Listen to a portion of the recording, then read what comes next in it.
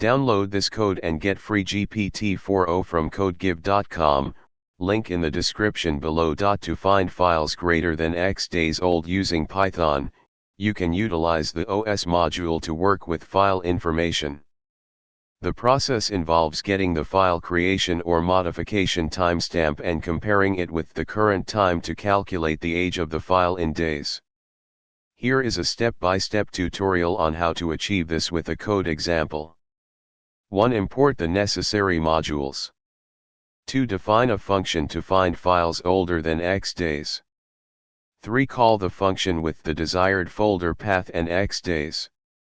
In this example, the function find _files _older _than X _days takes a folder path and a number of days, X, as input.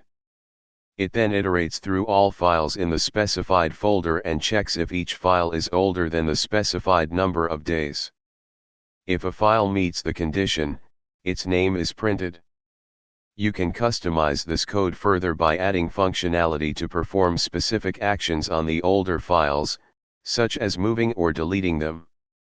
Remember to replace /path/ to /your/ folder with the actual path to the folder you want to search for older files, and adjust X _days to set the threshold for file age in days.